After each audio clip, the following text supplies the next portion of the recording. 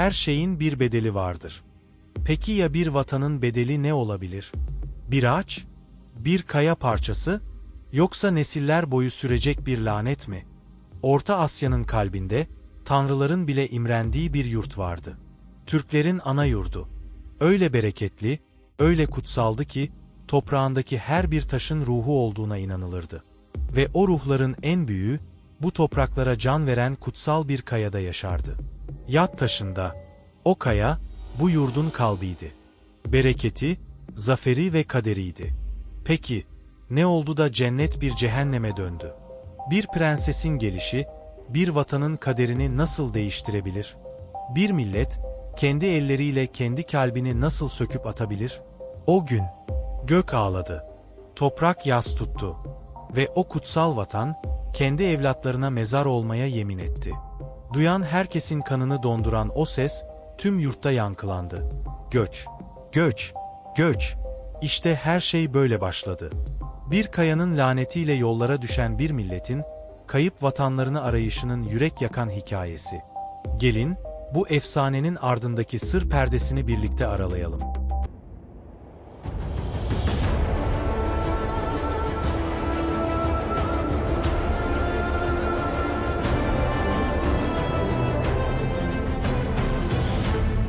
Orta Asya'nın kalbinde, Orhon Nehri'nin bereketli sularıyla sulanan topraklarda, Uygur Kağanlığı'nın altın çağı yaşanıyordu. Başkent Beşbalık, sadece bir şehir değil, bozkırın ortasında parlayan bir medeniyet incisiydi. Halk mutlu, topraklar bereketli, hayvanlar sağlıklıydı. Bu refahın ve yenilmezliğin ardında ise, halkın ve bilgelerin bildiği kadim bir sır yatıyordu. Kutludağ. Bu, sıradan bir kaya kütlesi değildi. O, Uygur halkının ruhu, yeryüzündeki manevi çapası ve ilahi lütfun somutlaşmış haliydi. Varlığıyla toprağa bereket, orduya güç, hana bilgelik verirdi.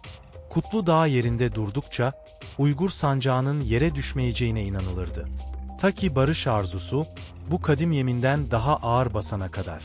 Uygur Kağanı Gali Tekin, halkının Çinlilerle yıllardır süren savaşlardan yorulduğunu görüyordu.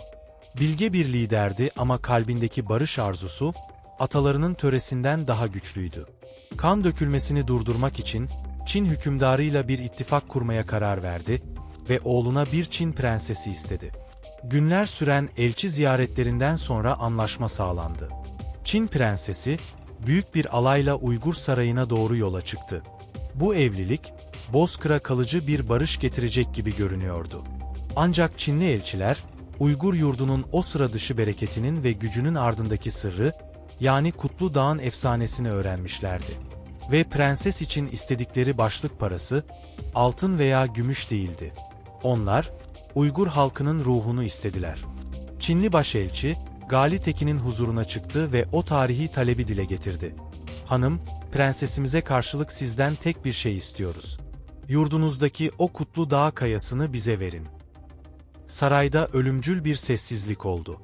Aksakallı bilgeler, bunun bir felaket olacağını fısıldayarak Kaan'a yalvardılar.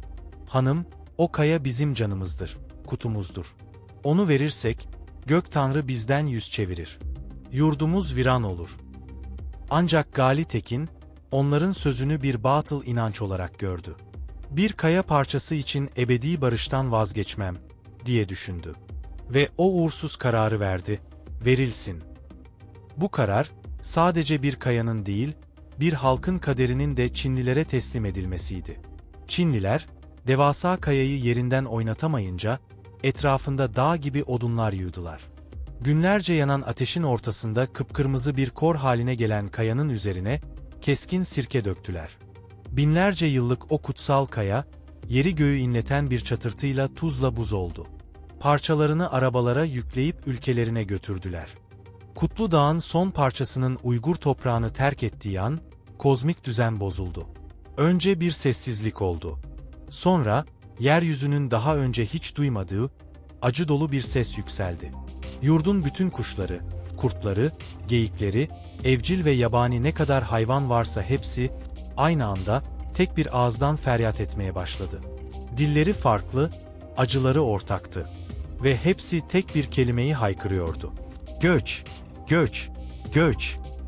Bu, doğanın ağıtıydı. Gök Tanrı, yeminini bozan Uygurlardan yüz çevirmişti. Nehirler bulanık akmaya, sonra da kurumaya başladı. Göllerin suyu çekildi. Yemyeşil otlaklar sararıp bozkıra döndü. Ağaçlar yapraklarını döktü, ekinler baş vermedi. İnsanlar ve hayvanlar arasında hastalıklar yayıldı. O bereketli, mutlu yurttan geriye, ölmekte olan bir toprak parçası kalmıştı. Ve her gün, her gece, bıkmadan usanmadan, bütün hayvanlar o acı dolu nakaratı tekrarlıyordu. Göç, göç.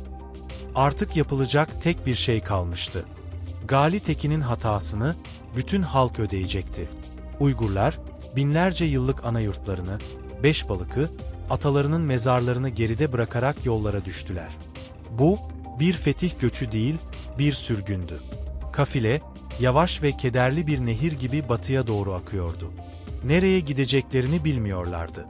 Onlara tek yol gösteren, önlerinde uçan ve acı acı göç diye bağıran kuşlardı. Yolda sayısız insan ve hayvan telef oldu. Her gün arkalarına bakıyor, artık dumanı bile tütmeyen yurtlarına ağlıyorlardı. Aylar, belki de yıllar süren bu meşakkatli yolculuğun sonunda kuşların sesi değişti. Acı dolu feryatları daha sakin bir tınıya bürünmüştü.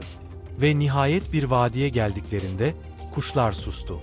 Bu vadi, bereketli topraklara, yeşil ağaçlara ve temiz sulara sahipti. Uygurlar, buranın yeni yurtları olduğunu anladılar. Yorgun bedenlerini ve yaralı ruhlarını bu topraklara serdiler. Yeni şehirler kurdular. Ancak hafızaları, kaybettikleri o kutsal yurttaydı. Bu yüzden, yeni kurdukları şehirlere, geride bıraktıkları nehir ve dağlara, hep eski yurtlarındaki isimleri verdiler. Böylece Uygurlar, hayatlarına devam ettiler. Ancak Kutlu Dağ'ın ihanetle teslim edilişinin ve bir halkın kendi ruhunu kendi elleriyle sürgün edişinin hikayesi, bir daha asla unutulmadı. Bu destan, bir yurdun sadece topraktan ibaret olmadığının, asıl vatanın, bir halkın sahip çıktığı kutsal mirası ve onuru olduğunun ebedi belgesi olarak nesilden nesile aktarıldı. İzlediğiniz için teşekkürler. Videoyu beğendiyseniz ve bu tarz videoların devamının gelmesini istiyorsanız, lütfen beğen butonuna basmayı ve abone olmayı unutmayınız.